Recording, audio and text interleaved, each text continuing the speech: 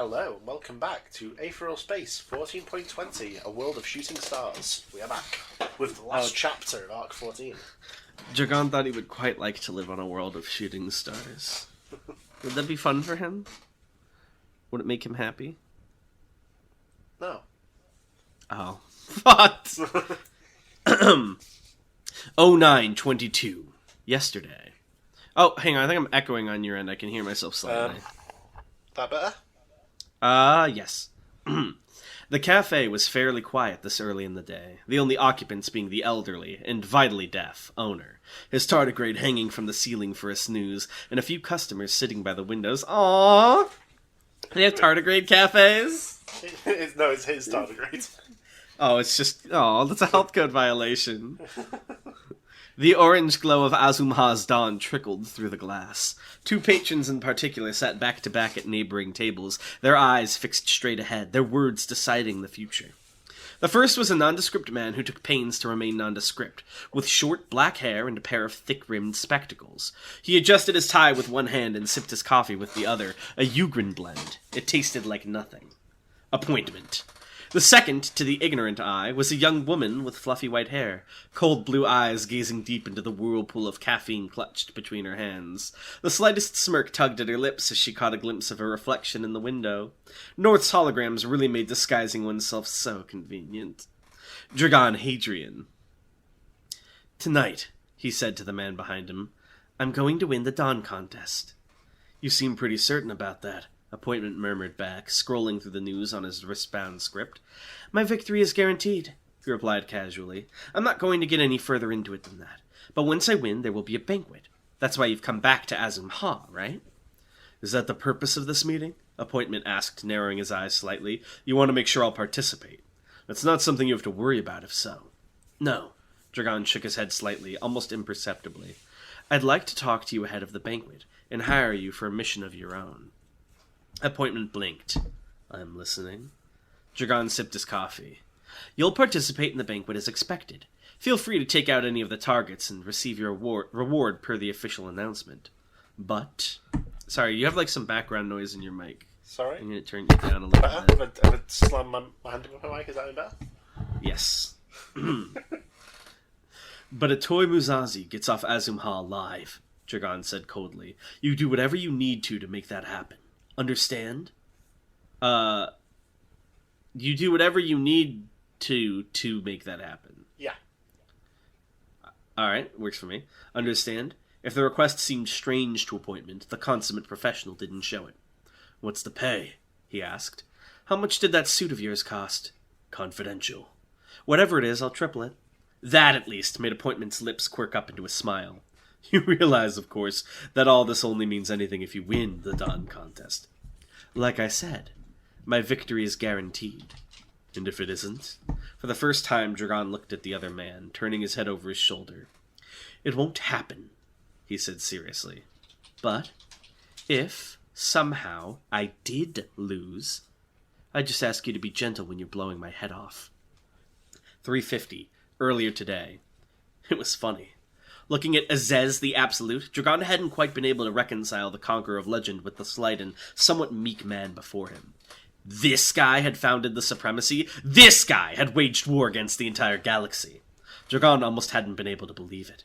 It was only when he finished explaining his plans, only when he looked into the fiery glare that the projection was pointing at him, that Dragon understood. "Ah," Dragon thought ruefully. "There you are, my supreme." "What?" Azez hissed, his face a blank mask of vanquished fury. "Did you not understand?" Dragon asked, hopping onto one of the caskets and using it as a seat. "I thought I went pretty in-depth on my plans. Which part do you want me to go over again? Or should I just simplify the whole idea?"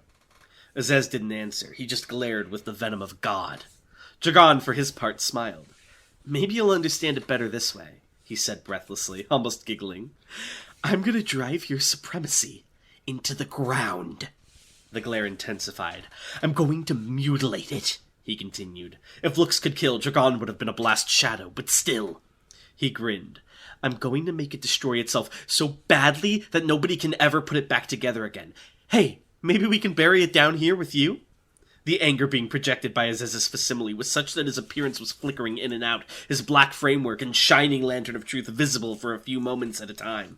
If Dragon thought this thing was capable of attacking the Supreme, maybe he would have held his tongue. But no. All this long-dead bastard could do was seethe. "Fine!" Aziz spat, embers flying from his mouth. "You just try!" 99% palace. "Go ahead and try and take my supremacy." And with that, his image was gone, replaced by a ball of smokeless fire that rushed off into the darkness. Dragon sat there, watching the globe shrink into a pinprick, and the pinprick fade into nothing. That was a shame. He'd hoped to rub it into the First Supreme's face a little more. It wasn't like he could show his face while all this chaos was going on, anyway. Some form of entertainment for the next 15 hours would have been nice. It would have been consolation. It would have been a consolation. After all, Dragon clenched his fists and let out a shaking breath. If he was going to beat this world into a new shape, he couldn't hope to come out of it intact. 003. "So," said Wu Ming, watching the starship disappear into the night, "why didn't you go with them, bud?" He was still missing most of his body. The black dog really had done a number on him, but the clown of the supremacy had managed to snugly wrap himself onto a freestanding wall with his strings. Sighing fondly as the light of the vessel, and of that tremendous attack, finally faded, he looked down at the other man. "Hey, you still listening?" he asked. "Oh, did you die? I guess either one's pretty plausible looking at you." Unlike Wu Ming, Nail Mandarin still had all of his limbs, but the hole that his own weapon had blasted through his body surely didn't bode well for his health. Morgan's new healing ability had helped out a little, and the ever-generous Wu Ming had used Dr. Stitches to pull Mandarin further out of the woods. But still, he'd hate to be that guy. "Do you ever shut up?" Mandarin grunted. His face was still in the dirt, even as his dull red eyes watched the spot where the starship had been. "Nope," Wu Ming grinned, his own eyes twinkling. "Besides, you haven't answered my question. Why didn't you go with them?" "You say that like I had a ticket." "Oh, come on," Wu Ming laughed. "I saw you, you know, dragging yourself around and hiding so old Morgan couldn't find you. What's the deal?" For a moment, Mandarin offered no reply. Then, "That asshole got away. That's the end of my business with him. As soon as I'm back on my feet, I'm going home." "Ah," Wu Ming nodded sagely. "Well, that sounds nice. Yeah, a real 10 out of 10 retirement plan. Only, you might want to go hiding again real quick." Nail shot him a quizzical glare. "Why?" Wu Ming chuckled uneasily as he looked up into the sky. "It's just, well, it looks like my retirement plans have been made for me." There were 5 dots in the sky, floating high above the urban wasteland, finally having gained access following the canopy's collapse.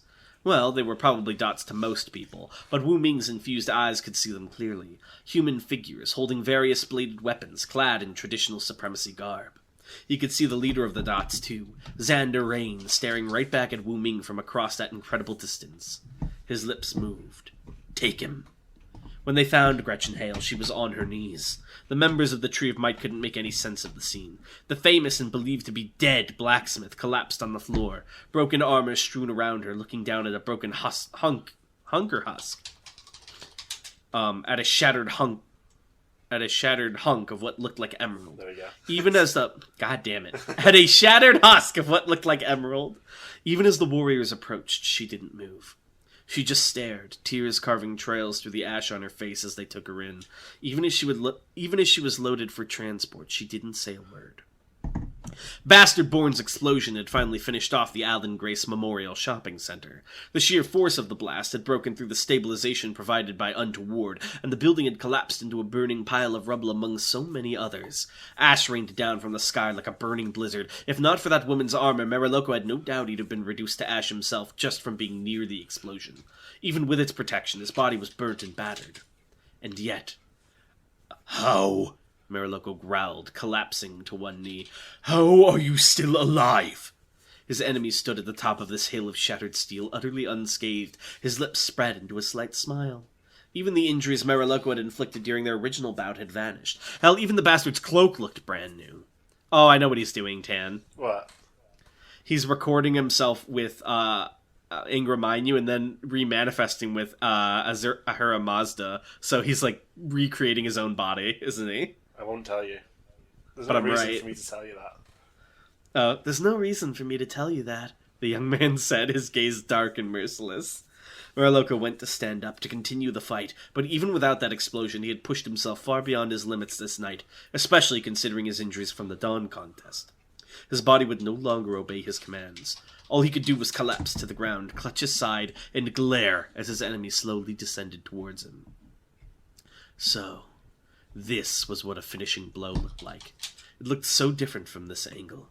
He could tell from this guy's smile, too.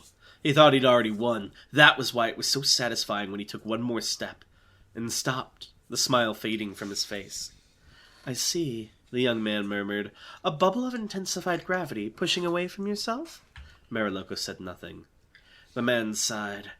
"It's a shame. I'd love to finish you off, but Smith is telling me the Tree of Might's moving in. I've got other business to take care of, and it'd take way too long to kill you right now. You're a lucky guy. You know that, right?" And just like that, like they were just two friends having a casual chat, the man turned and began to walk away. Muraloka watched him go with narrowed, suspicious eyes, and kept watch long after he had vanished. He would not be caught by surprise. It was only as the Tree of Might finally breached the ruins of the hangar that Muraloka finally passed out, and Unchained finally let go. "That mic of yours, it's acting up again." I'm sorry. "Kills you." Silence it. Is that bad? Thank you. No. Well, Now it is. Yeah. Nope, it's worse again. that better? Yes, keep it there. Aklyma choked. For her, this battlefield had become nothing but a maelstrom of chaos and misery. She'd been tossed off that building by the monster hunting her. Then some massive white giant had started to destroy the city, and now everything was being consumed by hellfire. She'd been running between split-second shelters, barely avoiding death all the while. She held ragged cloth to her mouth, torn from her filthy red coat, as she tried to find a way to escape the inferno. No good, no good, no good. The collapsed building she'd been hiding out in was surrounded on all sides by a sea of flames. Behind her, before her, above her, there was no escape. The white feathers were falling like incendiary snowflakes. This was it. This was it. After all this misery, all this betrayal, she was just going to smolder in the gutter like a piece of trash. She was. She didn't know who exactly she was talking to, but she whispered it anyways. "Please," she begged, eyes squeezed shut, bitter tears streaming down. "Save me." "Okay." Before Aklyma could even open her eyes at the sound of that calm voice, a burst of vicious wind blew through the arena, extinguishing all the flames around her instantly. She was sent flying a little, too, landing on her backside and adding to her aches and pains. She scrambled backwards as she looked up at the face of the one who had rescued her. She didn't know him. She didn't know this cloaked young man with black straight hair and eyes as dark as ink. She didn't know the smile he gave her, either. It didn't feel like it came from a person. "Hi there," her rescuer said pleasantly. "From one heir to another. Why don't you and I become friends?" The nameless starship took its cargo out through the atmosphere of Azum-Ha, blending in with the innumerable swarms of civilian traffic streaming out of the planet. With the dawn contest at an end, the galaxy was heading home. Anyone could slip between the cracks in such a situation, especially if they were trying to do so. Whoever had set up their escape had done so thoroughly. Ruth barely needed to do anything when it came to the autopilot. So, in the end, she just sat there in the cockpit, watching the lights of other ships flitting through the darkness. Idly, she turned over what she'd found in her hands. It must have gone flying into her clothes during the battle back in the hangar. A chip of black metal, still warm to the touch. She couldn't know for sure where it had come from, but she knew. It had come from that shield. It had come from Rufus von Frostburn, who had taken a lethal blow for her without hesitation. It was gonna hit you. She turned it over in her hands, and she thought, I'll show you. I'll show you that people can be good. That they're not how you think. She turned it over in her hands, and she thought. When Aguda finally woke back up on the starship's sickbed, he had only one thing to ask. Where's Rufus? To his credit, it didn't take very much for him to figure it out. An awkward silence, an inability to meet his gaze, those served as death knells, and he slowly closed his eyes. I see, he murmured, his professional demeanor just the slightest bit strained. Morgan and Muzazi sat behind him in the sickbay, their faces crestfallen. The rush of making it off of Azum-Ha had faded, to be replaced by exhaustion from their final hurdles, and the regret of all they had left behind. The silence pressed its fingers against them. Do you know why Muraloka wanted to help us? Do you know why Muraloka wanted to help us? Morgan finally asked. Muzazi shook his head. He didn't say. You didn't ask? I did ask, Muzazi replied. I don't think I understood his answer. What about Wu Ming? He was definitely there too? Morgan nodded. I saw his Aether and I went to get his help against the Hive, but things got kind of wild. Nell Mandarin showed up and we were fighting this thing together, but by the time it was all over, there was nothing I could do but get back over here. Musashi nodded back, more from absence of anything else to do, his head wobbling like a bobblehead. He glanced at Aguda. Nebula 2 hadn't said much since helping them set up their flight path. We checked the ship over, he said, grasping for information to provide. As far as we can tell, that villain hadn't planted any bugs or traps. It seems he'd only just infiltrated the hangar by the time we arrived. Aguda closed his eyes, slowly nodding. Check it again, he said. You never know.